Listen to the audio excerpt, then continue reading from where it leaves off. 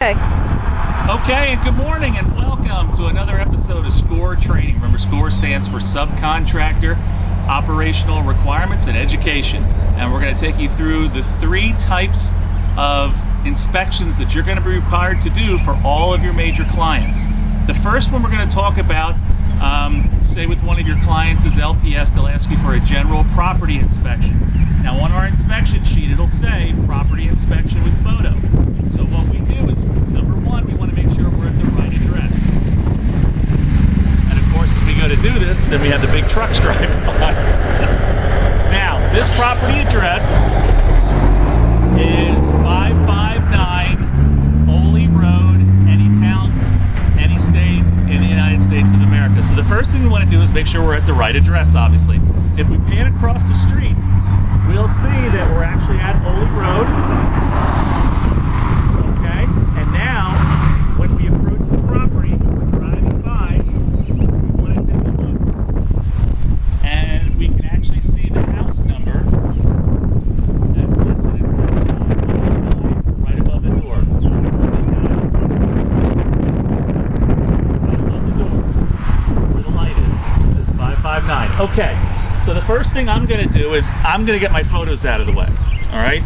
Now, the average inspector will normally take 1 photo.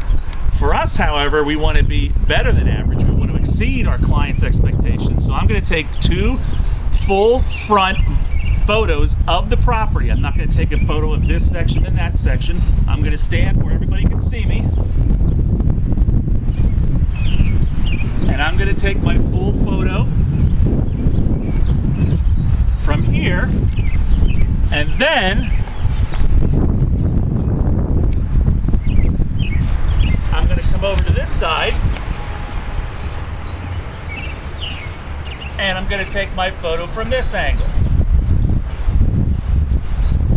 Why? Because the lender wants to see every possible nuance with the property. Now, as I walk around to the side here on my property inspection, I'm trying to determine occupancy, and I can tell right away that the property is occupied by a few key indicators. Number 1, I see that the lawn has been cut. Number 2, I see vehicles in the parking area. They have a detached garage. I'm going to note that on the sheet. This is a single family dwelling.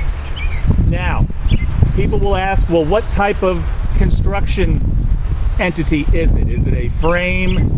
This one looks like it has some stucco on it. It could be brick underneath. What do we do? When I'm looking at the property, in this particular instance, I can see that there was an addition put on, another addition on the other end.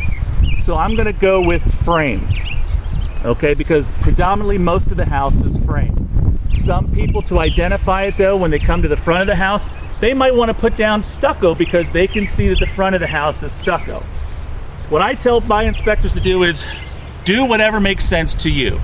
If it's easier for you to identify when you come to this house, I see stucco, mark it down as stucco. Now, the lender knows that the house wasn't made of stucco. The stucco is just an identifying feature. Some people will come in at this angle. It looks like mostly frame. They'll call it frame. Let's not split hairs. It doesn't really matter what you call it, okay, unless, for example, you come to an all brick house and you write down on the sheet frame. That's not going to make any sense. Common sense always dictates what we put down on the sheet. We're going to put down it's a detached garage. We know it's a frame. One of the other things we have to fill out is this looks like a stable environment. We don't see any roving gangs driving around. Houses aren't falling down. They're not building any new construction anywhere. It's a pretty stable environment.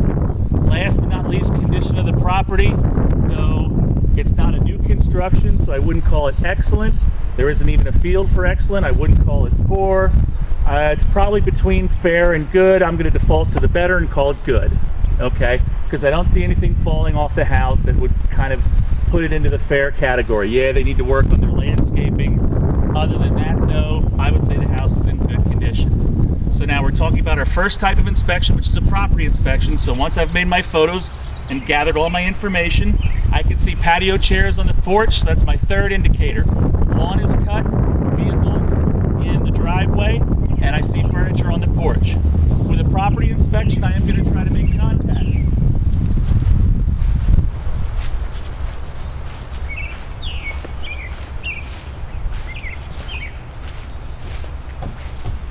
Now, if you're in an area where you're feeling unsafe and you don't want to make contact with a property inspection, that is okay, as long as you have at least 3 strong qualifiers that you can determine that this property is without a doubt occupied.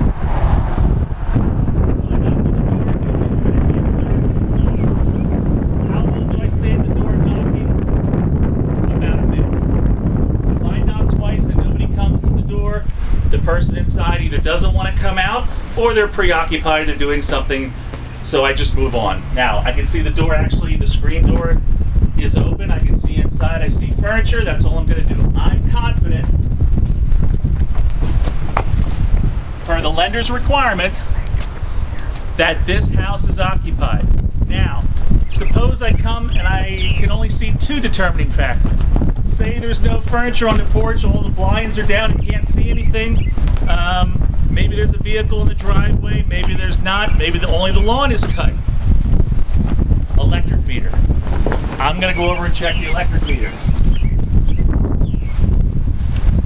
Oh my gosh, this thing's spinning off the hook, it's going to explode. This electric meter is really going fast. So that's how we know that this property is most definitely occupied. So that's it. That's your first type of property inspection. It's just simply called a property inspection with photo. We'll see you in a few moments. We'll be back with the second type, occupancy inspection without a door card.